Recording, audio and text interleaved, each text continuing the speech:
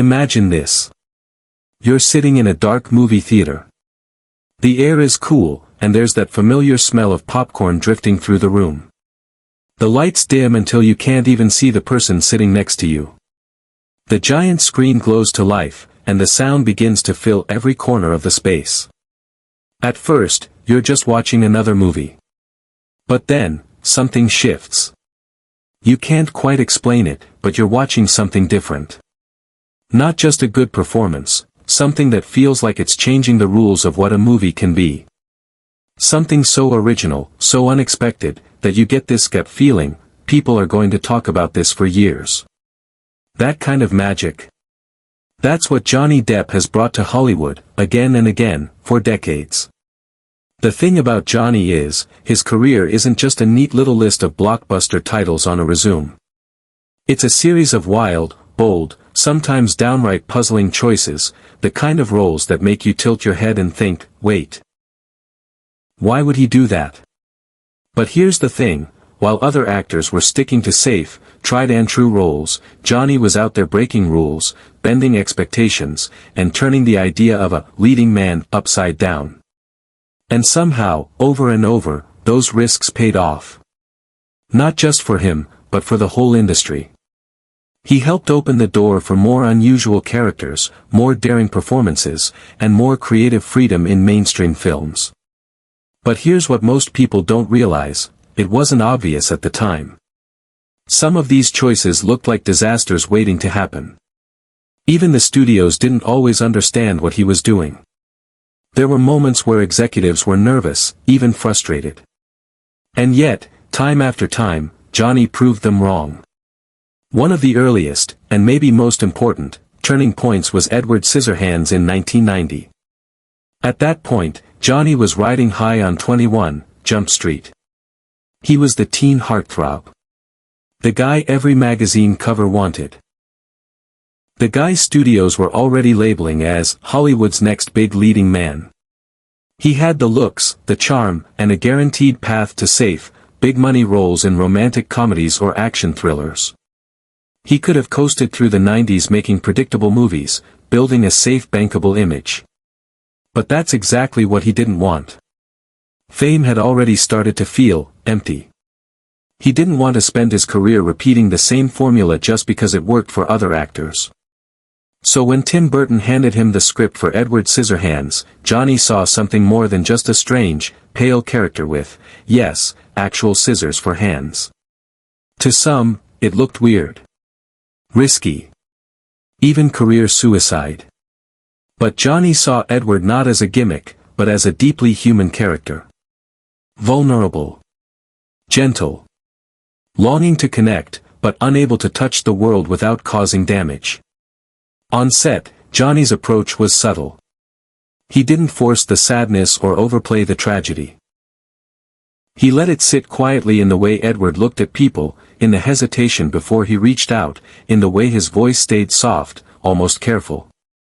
And when the movie hit theaters, it wasn't just a hit, it became a cultural phenomenon. The visuals, the music, the fairy tale meets gothic tone, it stayed with people. More importantly, Hollywood took notice. This was a leading man who didn't have to be conventionally macho or flawless to capture audiences. He could be strange. Vulnerable. Even fragile. That performance cracked open the door for more unconventional characters in big films. That role set the tone for the rest of Johnny's career, don't choose the obvious path. Don't take the easy win. Jump to 2003, a moment that would launch Johnny from respected actor to full-blown global icon. Pirates of the Caribbean, The Curse of the Black Pearl. Now, it's almost impossible to imagine this movie without Captain Jack Sparrow. But at the time, Disney was sweating bullets over Johnny's performance. When he first showed up on set with Jack's drunken swagger, slurred speech, heavy eyeliner, and mischievous grin, executives were alarmed. They actually pulled him aside and asked, "Is he drunk? Is the character supposed to be drunk?" There were even whispers about replacing him. The fear was that audiences wouldn't connect with such a bizarre interpretation of a pirate. But Johnny didn't back down. He explained his vision: Jack Sparrow wasn't just a pirate. He was a rock star. He modeled Jack's mannerisms after Keith Richards of the Rolling Stones, giving him that unsteady swagger and unpredictable charm. And it worked, spectacularly. The movie exploded at the box office, and Jack Sparrow became one of the most recognizable characters in movie history. Kids dressed up like him for Halloween. Adults quoted his lines. Theme parks built rides around him. Johnny's Oscar nomination for the role was the cherry on top. What's wild is that Pirates was a huge gamble. Pirate movies had been considered box office poison for decades. If the film had failed, it could have damaged his career. But instead, it proved that audiences loved eccentric, unpredictable heroes just as much, maybe even more, than the typical flawless action lead. But not every big move was about box office success. Sometimes, Johnny took roles for pure artistic challenge. In 1998, he starred in Fear and Loathing in Las Vegas. This wasn't your typical crowd pleaser. It was chaotic, trippy, and based on the wild, unfiltered writings of journalist Hunter S. Thompson.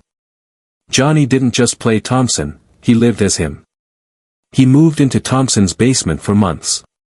He studied the way he talked, the way he held a cigarette, the way he moved through a room.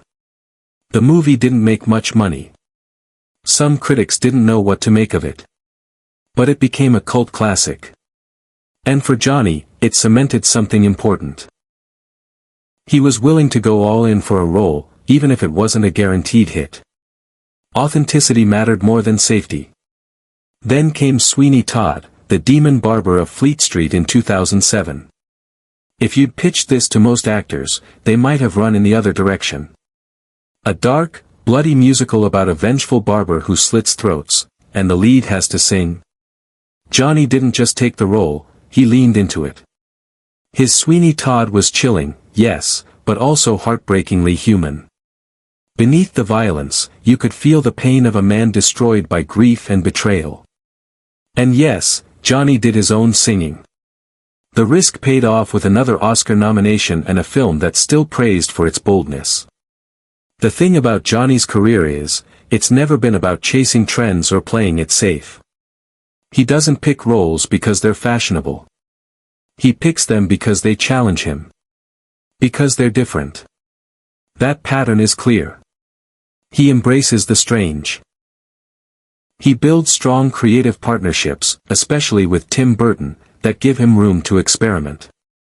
And he doesn't just step into a role, he shapes it.